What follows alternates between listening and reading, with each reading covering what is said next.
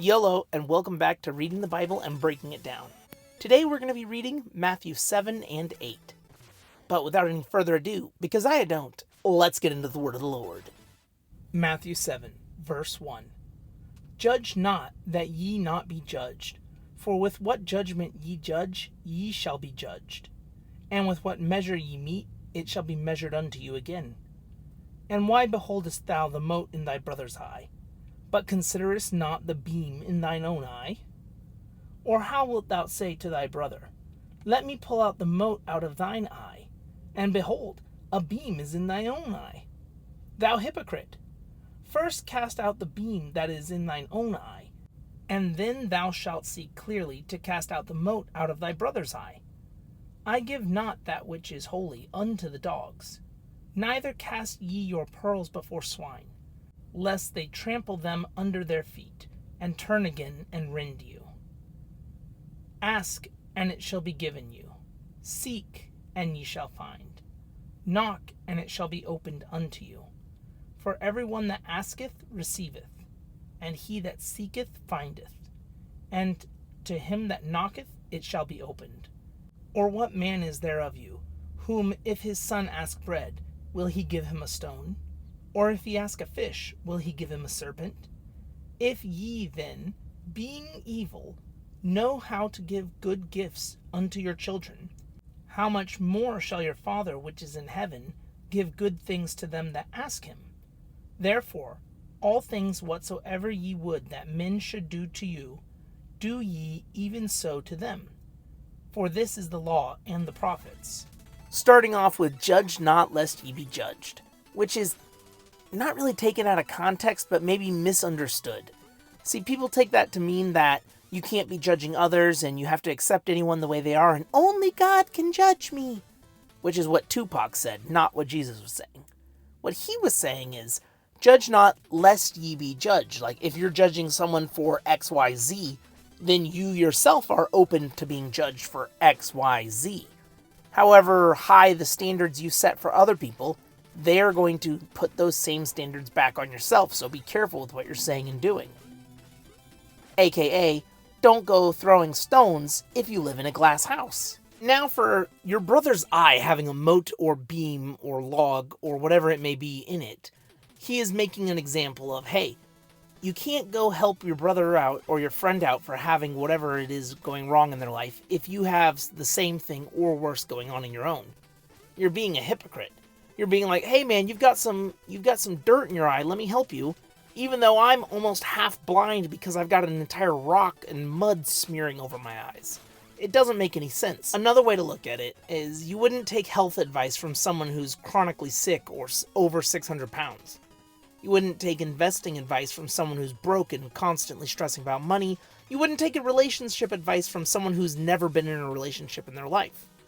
They have their own beams in their eyes, and yet they're trying to help you, give you advice, whatever it may be, and it's hypocritical because they've never gone on a first date, they're about to have a heart attack and die, or they're constantly squandering what little money they have while still spouting off advice to you on what you should do with your money. It's the blind leading the blind. And speaking of blind, there are sometimes people who are not going to see your vision or understand what it is you're showing to them. You could be trying to show them a great, wondrous pearl of a thing in your life, a business, a school opportunity, whatever it may be, but they're basically like dogs or pigs who can't understand it, and they will try and rain on your parade and destroy it.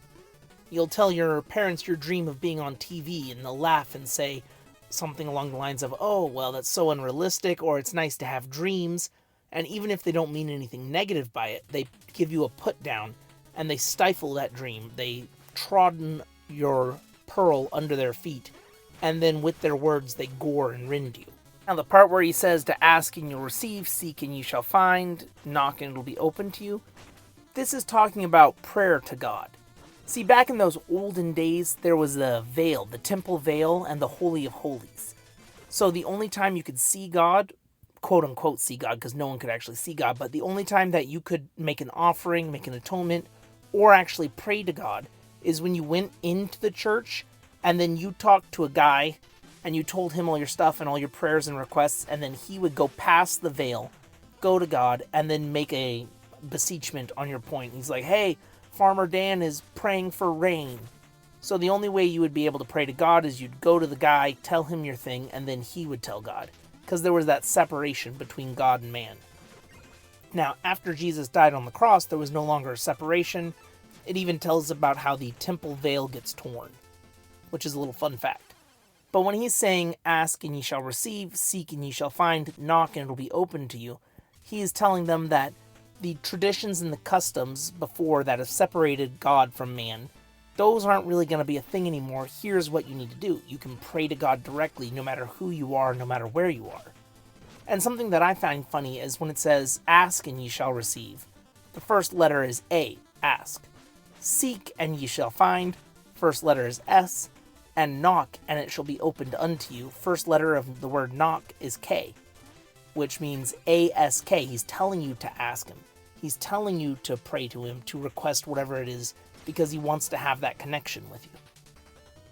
Matthew 7, verse 13. Enter ye in at the strait gate. For wide is the gate, and broad is the way that leadeth to destruction, and many there be which go in therest.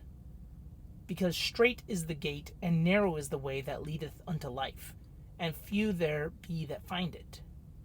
Beware of false prophets, which come to you in sheep's clothing, but inwardly are ravening wolves. Ye shall know them by their fruits. Do men gather grapes of thorns, or figs of thistles? Even so, every good tree bringeth forth good fruit, but a corrupt tree bringeth forth evil fruit. A good tree cannot bring forth evil fruit, neither can a corrupt tree bring forth good fruit.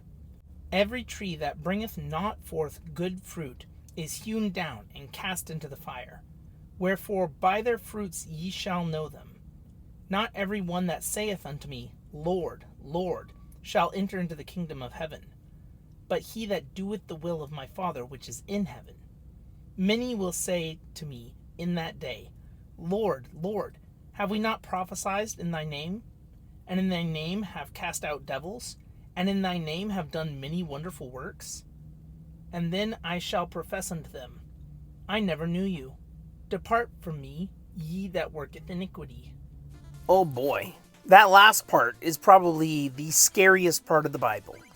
But let's start with the first thing he was saying, which is broad is the way and narrow is the gate. The broad way leading to hell, and the narrow gate leading to heaven. There is a highway to hell, and there's a staircase to heaven.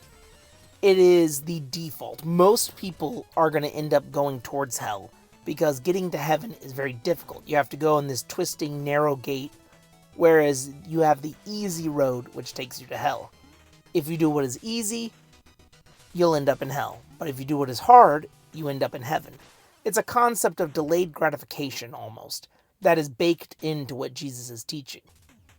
And then he also tells people to beware of wolves in sheep's clothing, false pastors, the prosperity gospel, the give me $5,000 and God will forgive your sins.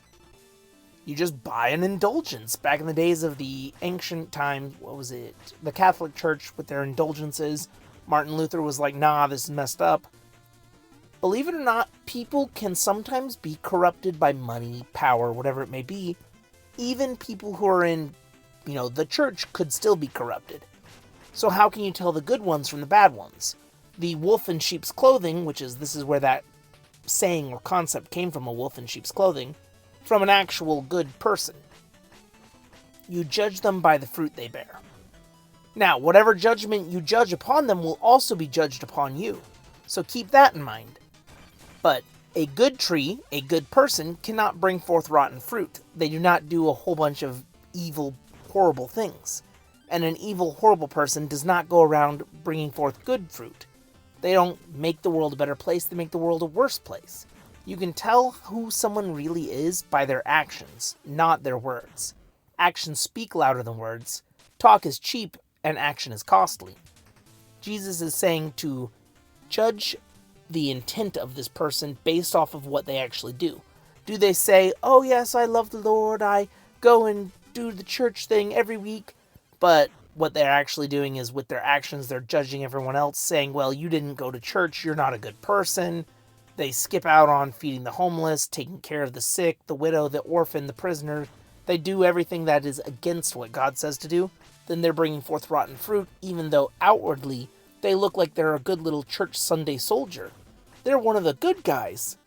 They're one of the quote-unquote nice guys. Ugh. And now for what some people, myself included, believe is the scariest part of the Bible. When Jesus is preaching and telling these things to the people, and then all of a sudden things go dark and ominous, and he looks at them like storm clouds in the background.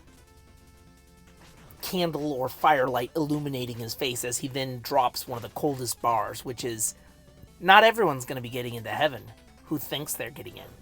They'll call me Lord, Lord. They'll be like, oh, you were the guy. We totally prayed to you. We cast out demons. We did the preaching. We did everything you wanted us to do, right? And I'm going to look them dead in their eyes and be like, nah, fam, this ain't it. Depart from me. I never knew you, ye who worketh iniquity. Now, this suddenly seems like a tone shift almost, if you weren't paying attention and didn't catch it. But this circles back to what he was saying with, doing the will of his Father and the narrow gate. Wide is the path that leads to hell. Many religious people are on that path. They think they're doing the right things. They're going to church, they're reading their Bible, but they're not actually doing anything. They are the lukewarm Christians. They believe in the Lord Jesus. So do all the devils in hell. They believe Jesus is Lord.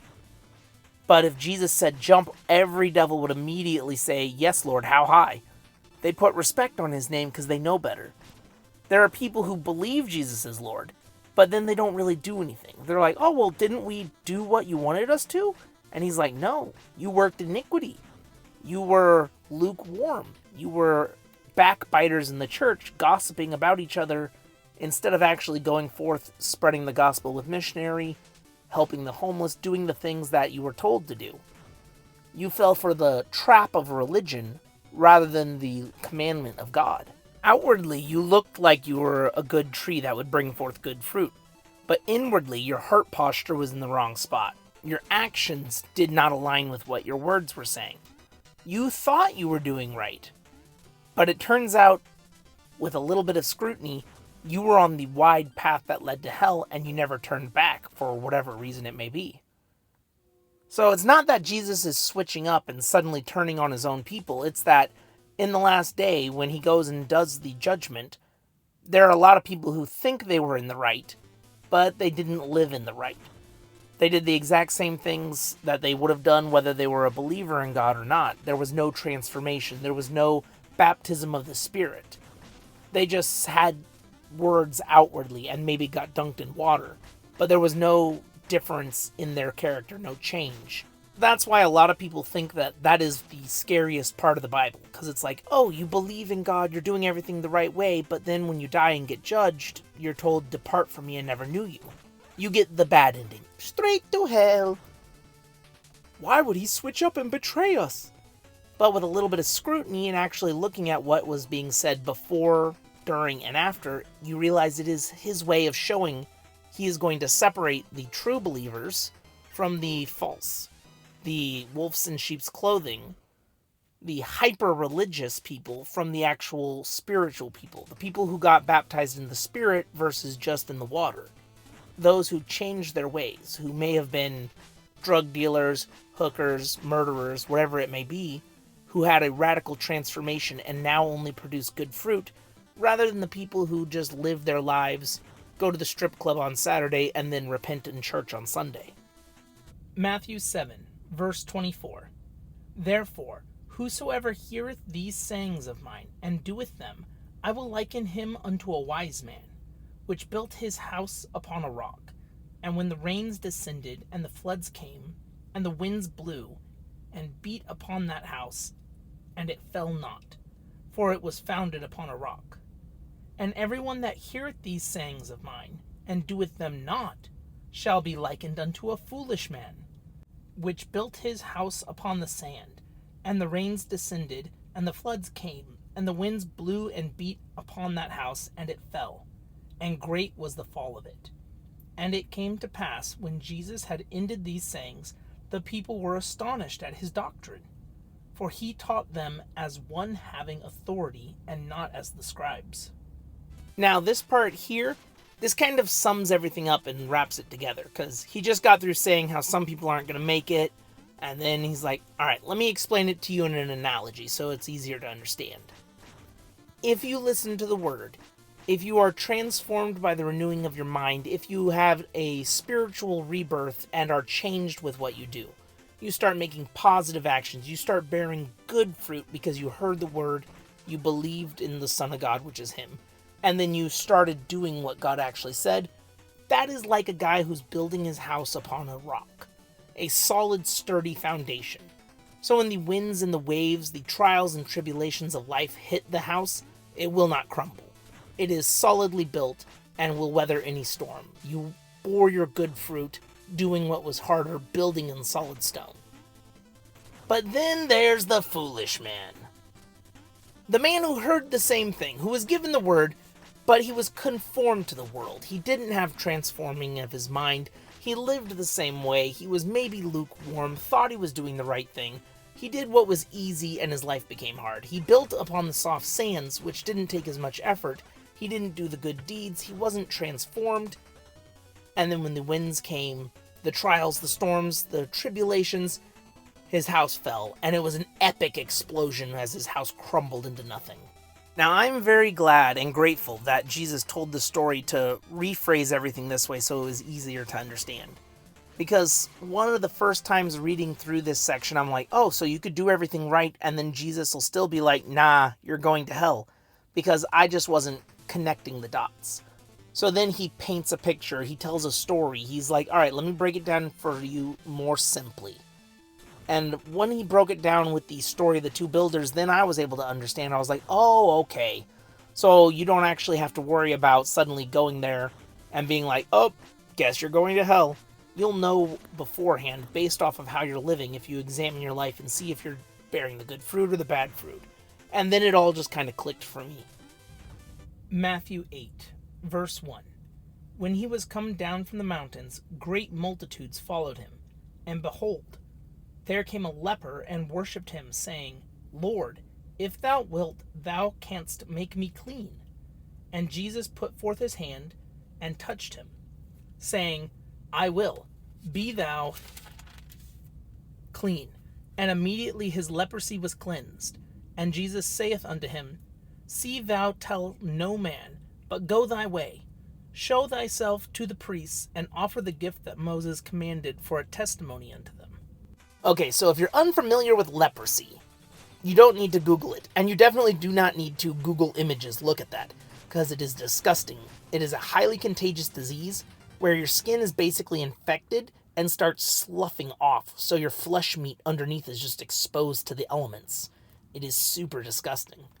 Jesus heals this guy of this horrible affliction, and then he tells him something that seems counterintuitive. He tells him, all right, go do the thing that you're supposed to. Go to the priests, go to the temple, make an offering, but don't tell anybody I did this.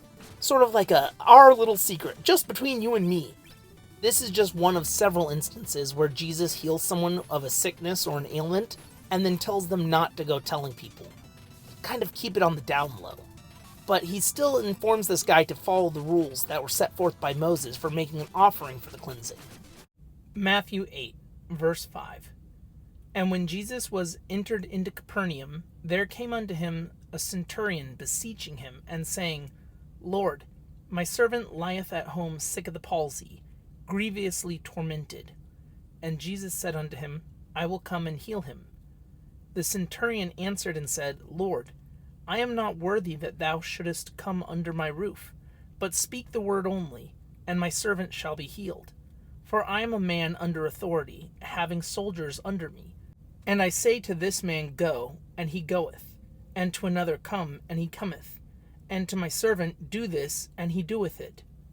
And when Jesus heard it, he marveled, and said unto them that followed, Verily, I say unto you, I have not found so great a faith, no, not in Israel.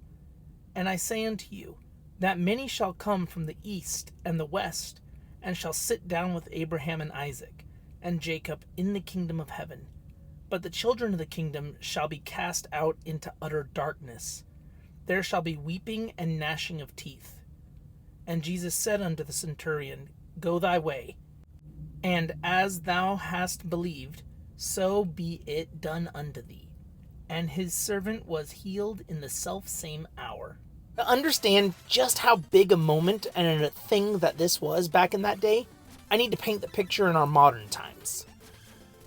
It's like we have some random Joe Schmo on the street walking around talking about God. And then all of a sudden, some top secret CIA Area 51 level Black Ops Green Beret super soldier walks up, acknowledges him as Lord. He's like, hey Lord, my servant's at home sick. Can you heal him? He is requesting help from this guy that, in all intents and purposes, it seems like the power dynamic is completely shifted. You have a high-ranking military member and then some Joe Schmo on the street. And the military man comes to this guy and doesn't order him to help. Because they did have the right to order Jews to do things back in those days because they were a secondary or subservient race to the Romans. But this special unit Roman soldier came, requested help. Jesus immediately said, oh, don't worry, fam, I got you. I'm going to go to your place and heal him. And then the centurion does one better. He's like, no, I'm a man with power and authority. I tell somebody, you go over here and do it, they do it. I tell them, come over here and do it, they do it. All you have to do is just command him to be healed, and he will be healed. He had so much faith that just from Jesus saying he will be healed, that it'll be done.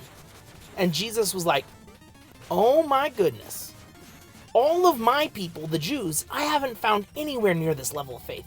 But you, a centurion, a man with money, position, power, honor, respect, a man who stands to lose a lot from putting his trust in me publicly, came to me and believed that just my words could heal your kid, or the servant's kid. I have not found so much faith in all of my people.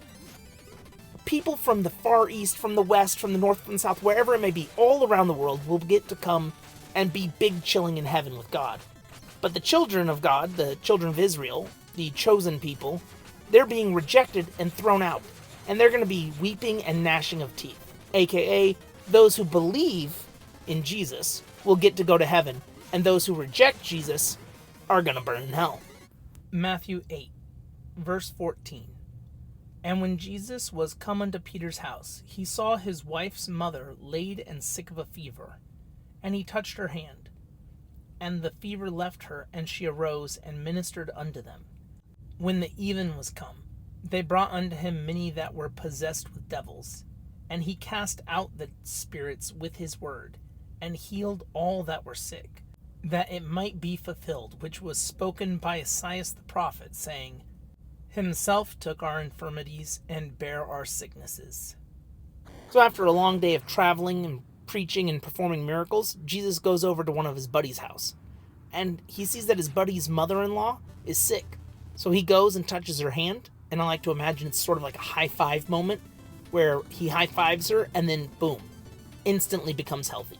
And as the evening goes on, people who are possessed by devils or who are sick are brought to him, and he casts the devils out and heals the people, fulfilling more Bible prophecies, proving that he is the guy. Matthew 8, verse 18. Now when Jesus saw great multitudes about him, he gave commandment to depart unto the other side. And a certain scribe came and said unto him, Master, I will follow thee wherever thou dost go. And Jesus said unto him, The foxes have holes, the birds of the air have nests, but the Son of Man hath not where to lay his head. And another of his disciples said unto him, Lord, suffer me first to go and bury my father. But Jesus said unto him, Follow me, and let the dead bury their dead. And when he was entered into a ship, his disciples followed him. And behold, there arose a great tempest in the sea, insomuch that the ship was covered with the waves. But he was asleep. And his disciples came to him, and awoke him, saying, Lord, save us, we perish. And he saith unto them, Why are ye fearful, O ye of little faith?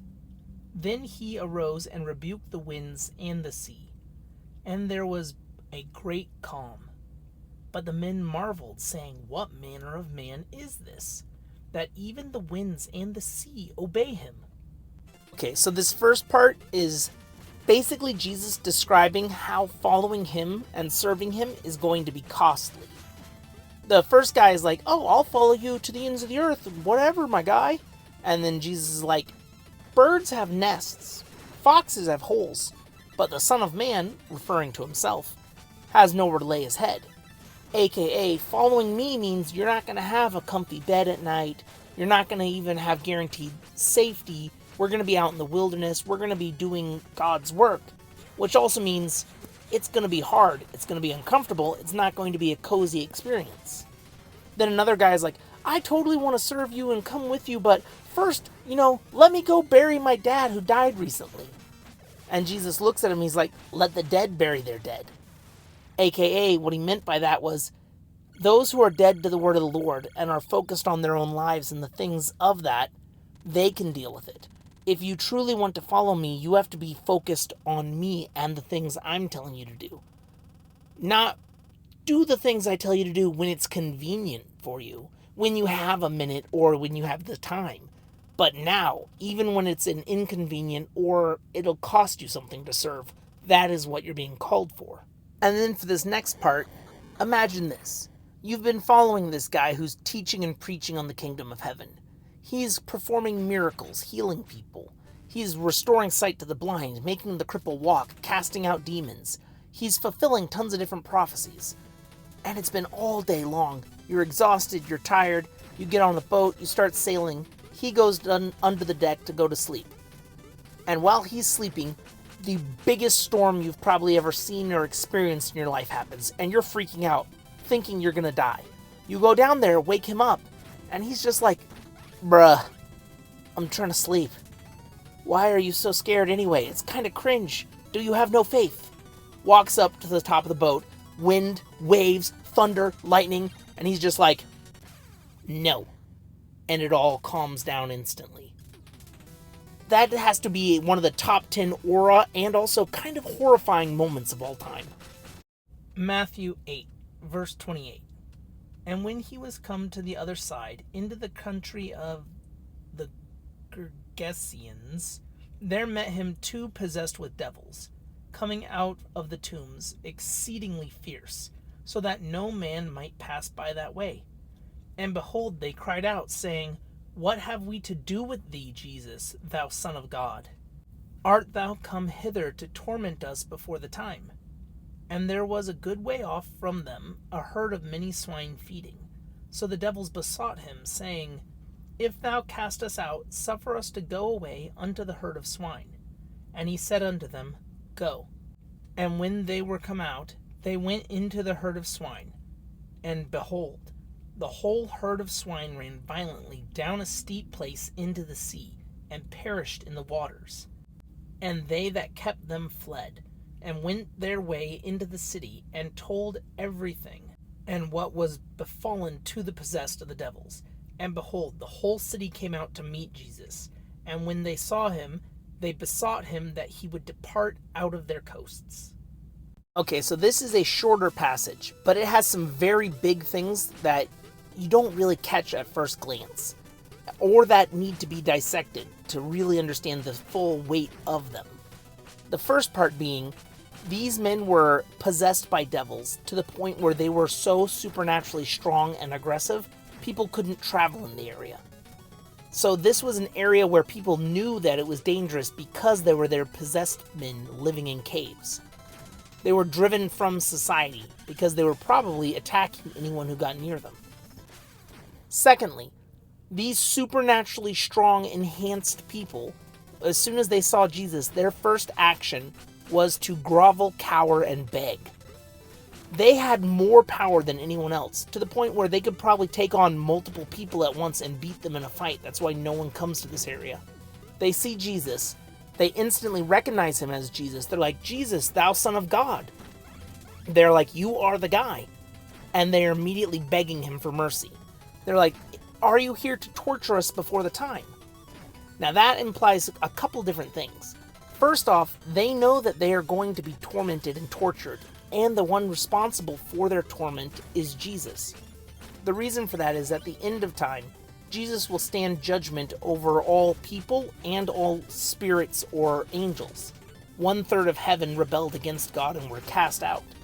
At the end of days, 1/3 of them will come up before the judge, which is Jesus Christ, and will be decided whether they get to go to heaven or they're thrown into a lake of fire for eternal pain and torment.